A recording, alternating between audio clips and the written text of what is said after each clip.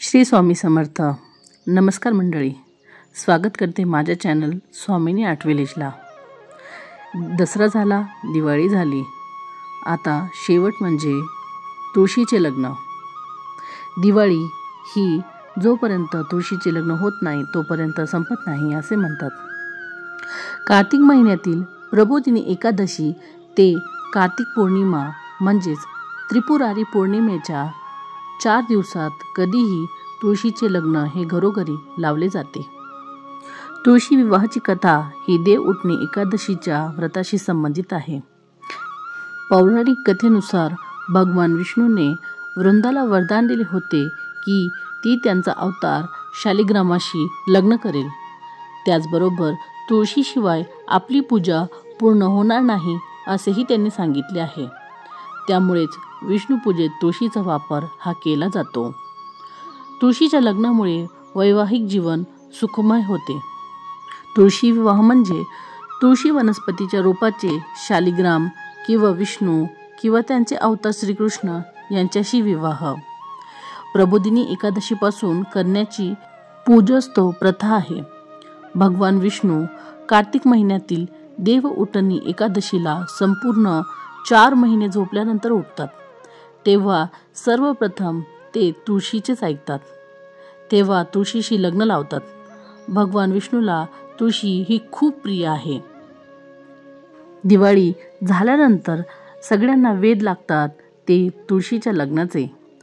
तुळशीचे लग्न अगदी थाटामाटात पार पडल्यानंतर अनेक शुभ कार्याला सुरुवात होते. तुळशी विवाहापूर्वी देव उठणी एकादशीचे व्रत केले जाते. या दिवशी भगवान विष्णू निद्रा अवस्थेतून जागे होतात आणि चतुर्मासाची समाप्ती होते. कार्तिक महिन्यातील शुक्ल पक्षातील एकादशी तिथीपासून मंगल कार्याची सुरुवात होते. असे म्हटले जाते की तुळशी विवाह केल्याने कन्यादानाचे पुण्य प्राप्त होते आणि तुळशीला विष्णुप्रिय किंवा हरिप्रिया या नावाने देखील संबोधले जाते. हिंदू धर्मात तुळशीच्या लग्नानंतर विवाह मुहूर्त सुरू होतो.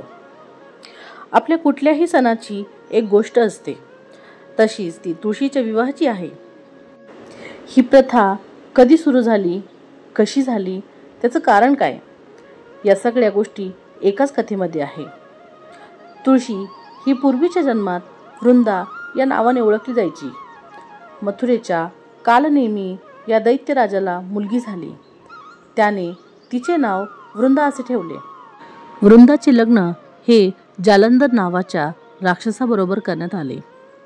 जालंधर नावाचा राक्षस हा चारीकडे खूप उत्पात करत होता. राक्षस वीर आणि पराक्रमी होता.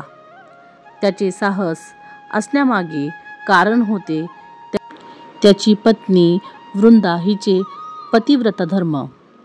तिच्या प्रभावामुळे तो सर्वव्यापी होता. परंतु जालंधराच्या या उपद्रवामुळे त्रस्त देवगण प्रभू विष्णूकडे आले आणि त्यांनी संरक्षणासाठी याचना केली.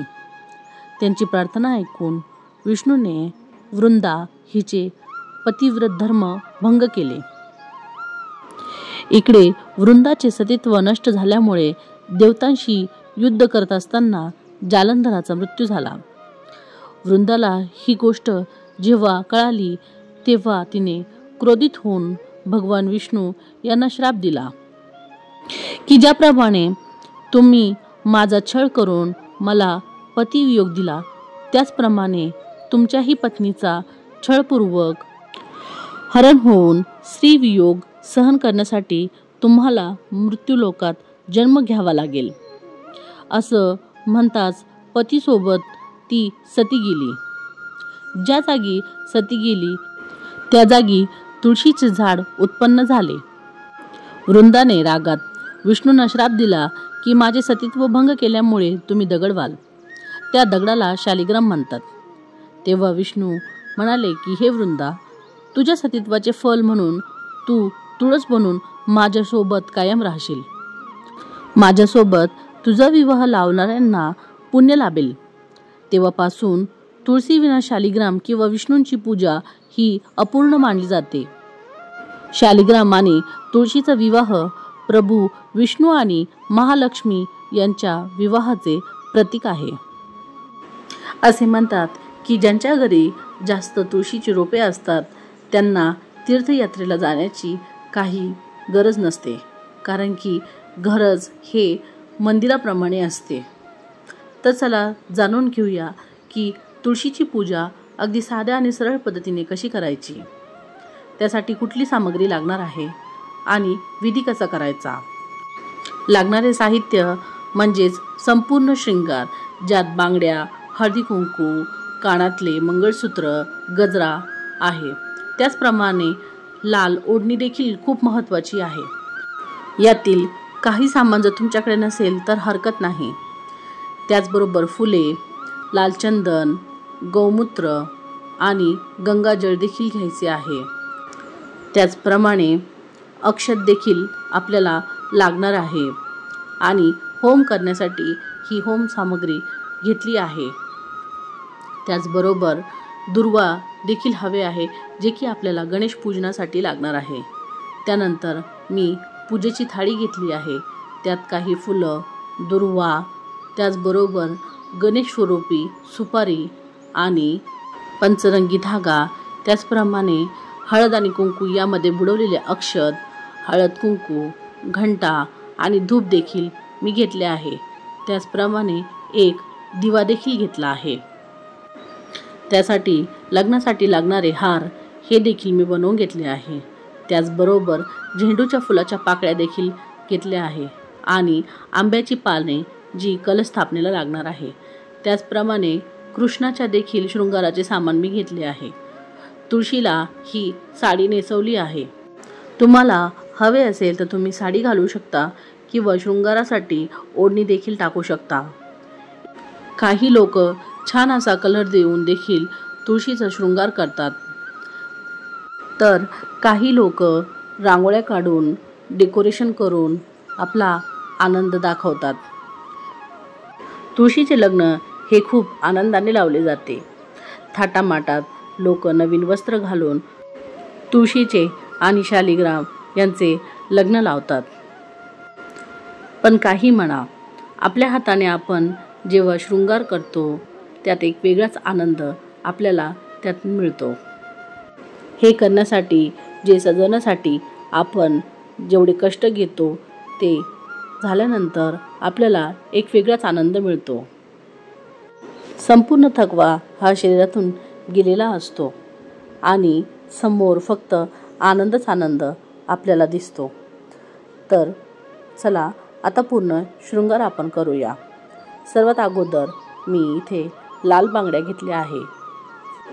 काही लोक फक्त हे तुळशीजवळ ठेवतात किंवा तुळशीच्या आतमध्ये रोपाला टांगतात. मी एक उसाचा तुकडा घेतला आहे आणि ते लक्ष्मी स्वरूप 2 हात असं बनवलं आहे. तुम्ही कुठल्याही पद्धतीने बांगड्या घालू शकतात. त्याचबरोबर गजरा देखील लावला आहे आणि कृष्णाचा देखील शृंगार मी केला आहे. त्याचबरोबर 2 मुंडवळ्या देखील मी बनवल्या आहे. ह्या मी हाताने बनवल्या आहे. त्याचा व्हिडिओ देखील मी पोस्ट करणार आहे की घरच्या घरी तुम्हाला हव्या त्या साईजप्रमाणे तुम्ही बनवू शकाल. आता तुळशीचा संपूर्ण शृंगार हा झाला आहे. त्याचबरोबर कृष्णाचा देखील झाला आहे. मुंडवळ्या छान दिसत आहे ना. आता आपल्याला गणेश स्थापना करून घ्यायची आहे. कुठलीही पूजा अर्चना म्हणा, गणेश स्थापना ही सर्वात महत्त्वाची. आता एका पाटावर कापड टाकून मी घेतले आहे. सर्वात पहिले आपल्याला आचमन करायचे आहे.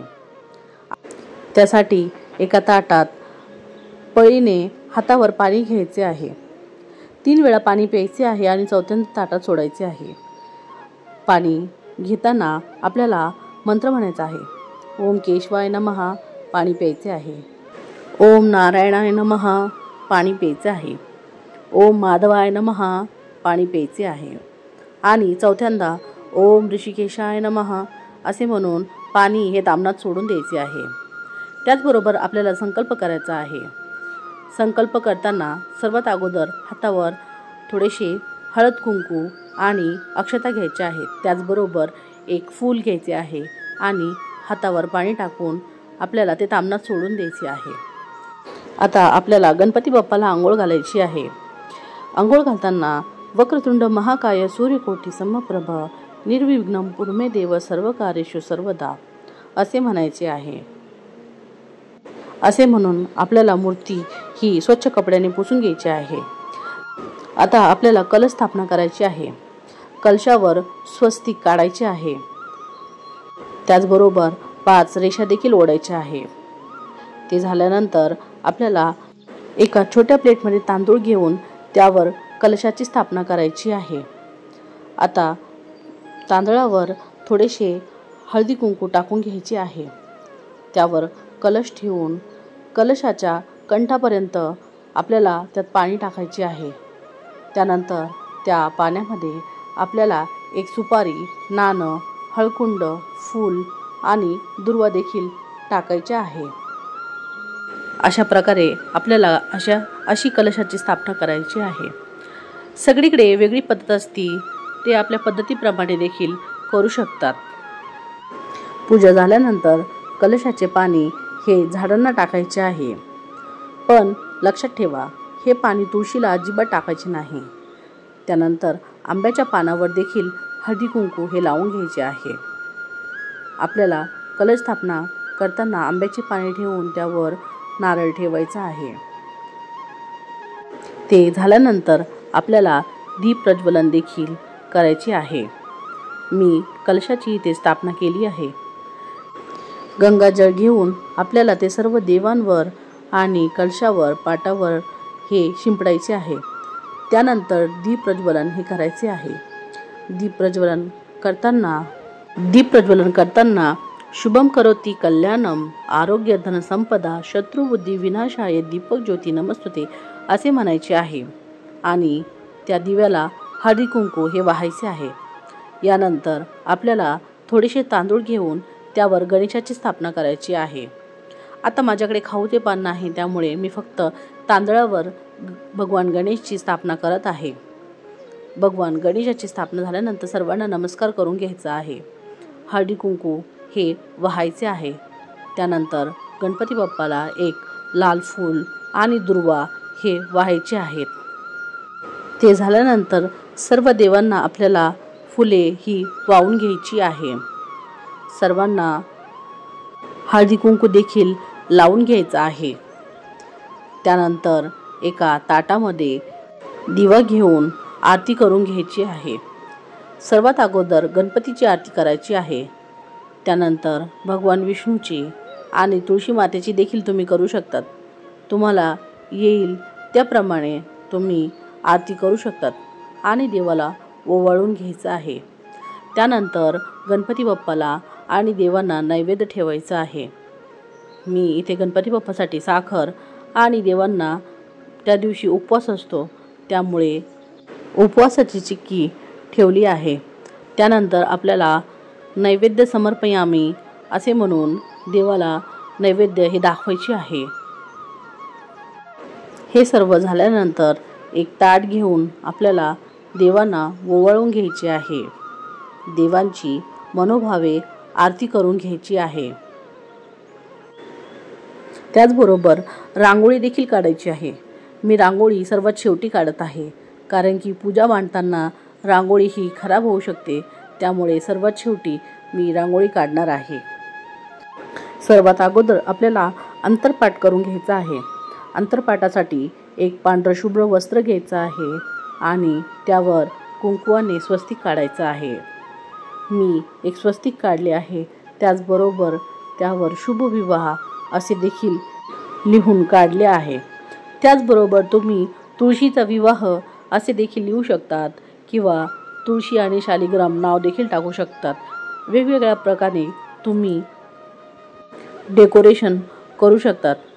त्यानंतर अंतरपाट म्हणायचा आहे. अंतरपाट म्हणताना तुळशी आणि शालिग्राम हे एकमेकांना पाहतील अशा अवस्थेत ठेवायचे आहे आणि मंगलाष्टक हे म्हणायचे आहे. स्वस्ती श्री गणनायकं गजमुखं मोरेश्वरं सिद्धिदं. अशा प्रकारे आपल्याला हे मंगलाष्टक म्हणायचे आहे. मी इथे तुम्हाला एकच ओळ म्हणून दाखवली आहे, पण तुम्हाला संपूर्ण मंगलाष्टक हे म्हणायचं आहे. आंतरपाठ झाल्यानंतर आपल्याला पुढचा विधी करायचा असतो, ते म्हणजे एकमेकांना हार घालायचा. त्यालाच आपण वरमाला असे म्हणतो. तुळशीला स्पर्श करून शालिग्राम रूपी कृष्णाला आपल्याला वरमाळा घालायची आहे आणि कृष्णाला स्पर्श करून तुळशीला. वरमाळा घातल्यानंतर आपल्याला गठबंधन हे करायचे असते.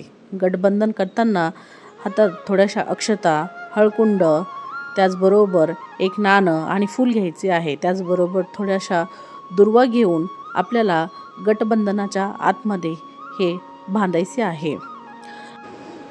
गठबंधन झाल्यानंतर आपल्याला त्यांचे फेरे करवायचे आहे. काही लोक फक्त मंगलाष्टक म्हणतात आणि तेवढ्यातच विवाह संपन्न होतो. मी अगोदरच सांगितले, प्रत्येकाच्या इथे वेगवेगळ्या पद्धती असतात. ज्याला जसे जमेल तो तसे विवाह करू शकतो. अशी काही कंपल्सरी नाही की ज्या विधी मी दाखवते त्या संपूर्णच तुम्ही करायला पाहिजे. त्याचबरोबर इथे मी अग्नी देखील प्रज्वलित करत आहे. एका होमकुंडामध्ये सर्व सामग्री मी टाकली आहे. त्याचबरोबर थोड्याशा गौऱ्या आणि गावरान तूप देखील टाकलं आहे. कपूर टाकून अग्नीही प्रज्वलित केली आहे. इथे मी तुळशी आणि कृष्णाचे फेरे घेताना दाखवले आहे. तुम्हाला जर हे जाणून घ्यायचे आहे तर मला तुम्ही मेसेज करू शकता. मी सांगेल तुम्हाला की हे कसे केले. अगोदरच्या 3 फेऱ्यांमध्ये तुळशी ही पुढे असते. त्यानंतर नंतरच्या 4 फेऱ्यांमध्ये भगवान श्रीकृष्ण म्हणजे शालिग्राम पुढे असतात. यामध्ये 7 फेऱ्यांबरोबर 7 वचन देखील घेतली जातात. अशा प्रकारे स्टेप बाय स्टेप मी विधी केल्या आहेत. त्यानंतर उरलेला शेवटचा विधी म्हणजेच मंगळसूत्र. आता मंगळसूत्र घालताना भगवान श्रीकृष्णाचा स्पर्श हे मंगळसूत्राला करून घ्यायचा आहे. जसं की ब्राह्मण हा मंगळसूत्र घालण्यापूर्वी मंगळसूत्राला हळदी कुंकू लावून त्याची पूजा करतो, तसेच आपल्याला करून घ्यायची आहे. त्याचबरोबर तुम्ही वेगवेगळे मंत्र देखील म्हणू शकतात. इथे मंगळसूत्राला मी हळदी आणि कुंकुम हे लावून घेतले आहे आणि श्रीकृष्णाचे त्याला स्पर्श करून ते मी देवी तुळशीला घातले आहे. हे सर्व झाल्यावर आपल्याला अक्षता आणि फुले या दोघांवर टाकून घ्यायचे आहे. आता आपला लग्न सोहळा हा पार पडला आहे. अशा प्रकारे तुम्ही अगदी साध्या पद्धतीने तुळशीचे लग्न हे लावू शकतात. व्हिडिओ आवडला असेल तर लाईक नक्की करा. तर मंडळी, चला भेटूया पुन्हा एका नवा व्हिडिओमध्ये नवीन माहितीबरोबर. तुम्हाला तुळशीच्या लग्नाच्या हार्दिक शुभेच्छा. आनंदी रहा, सुखी रहा आणि व्हिडिओला लाईक केल्याशिवाय जाऊ नका. धन्यवाद.